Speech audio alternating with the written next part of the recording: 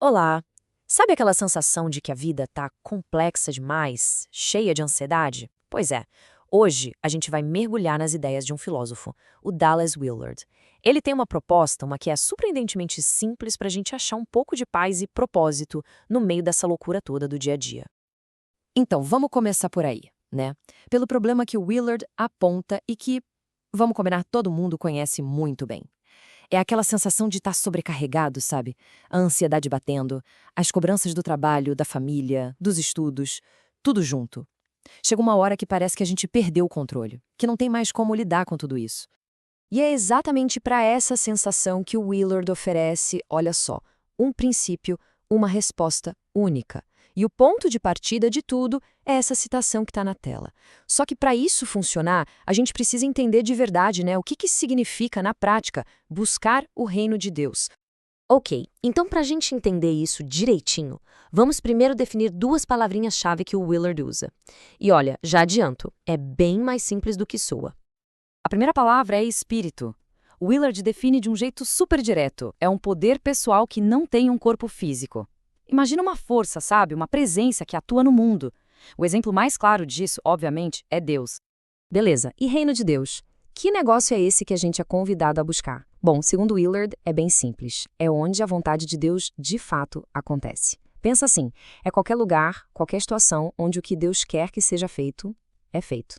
E aqui, gente, tá o pulo do gato, a chave que simplifica tudo. Se o reino é onde a vontade de Deus acontece, então buscar o reino é, na prática, buscar Deus em ação.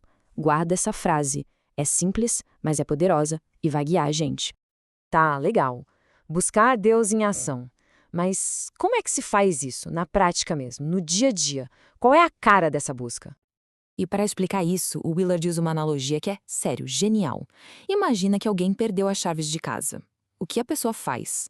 Ela não continua vendo TV ou cozinhando. Não, ela para tudo, procura em tudo que é canto. Achar as chaves vira a única prioridade, o projeto principal. Pois é com essa intensidade, com esse foco total, que se busca Deus em ação. Mas aí surge uma dúvida, uma questão mais profunda, né? Se isso é tão importante, por que tem que ter essa busca toda? Por que o reino de Deus já não é algo óbvio para todo mundo? É uma boa pergunta, não é? Pô, se Deus em ação é a solução para nossa ansiedade, por que ele não se mostra de um jeito que ninguém possa duvidar? Por que não escancara tudo? A resposta que o Willard dá para isso é: uau, é bem profunda. Ele diz que essa busca é fundamental porque aquilo que a gente busca, o nosso desejo mais profundo, é o que constrói a nossa vida, é o que define quem a gente é. A nossa vontade molda a nossa identidade. E para ilustrar essa tensão, ele conta uma história famosa. Uma vez perguntaram para o filósofo Bertrand Russell, que era ateu, o que ele diria para Deus se o encontrasse. E ele respondeu: eu perguntaria, por que o Senhor não me deu mais evidências? Entende?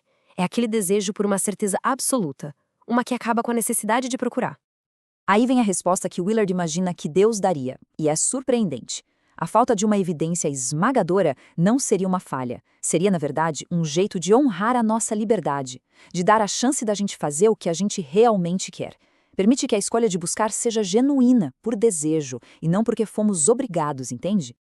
E isso, claro, traz a coisa toda para um nível muito pessoal. A questão deixa de ser sobre provas externas e passa a ser interna. O que lá no fundo cada um de nós está buscando de verdade na vida. Ok, chega de filosofia por um instante. Agora, vamos para a parte prática. Porque o Willard não fica só na teoria, não. Ele oferece um caminho bem claro, um guia com 3 passos, tirados das escrituras, para a gente colocar essa busca em ação. Essa tabela aqui resume o caminho perfeitamente. Vamos lá. Primeiro passo, vindo de Josué, meditar na palavra. A ideia é encher a mente com a substância, com a realidade do que Deus está fazendo.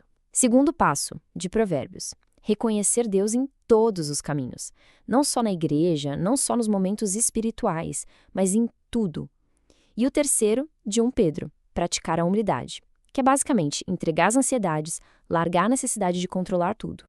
E para explicar melhor essa parte de reconhecer Deus, o Willard tem uma frase que é, nossa, muito forte. Ele diz que, muitas vezes, a gente só larga o controle e busca ajuda de verdade quando chega no nosso limite absoluto. Sabe, no fim da corda. É ali que a gente reconhece que não dá conta sozinho. Mas espera aí, o que é humildade nesse papo todo? É importante dizer, não é se sentir um lixo, se colocar para baixo, nada disso. A definição do Willard é muito mais pé no chão. Humildade é simplesmente ser realista. É olhar para si com honestidade e reconhecer, ok, eu sou bom nisso, mas naquilo ali eu tenho limites. E aqui vem a dica talvez mais prática de todas. Para viver essa humildade, o Willard dá 3 regrinhas, os 3 N's da humildade. Primeiro, nunca finja. Não finja ser o que não é. Cara, só isso já tira um peso gigante das costas. Segundo, nunca presuma. Não presuma que merece tratamento especial ou que sabe mais que todo mundo. E terceiro, nunca force.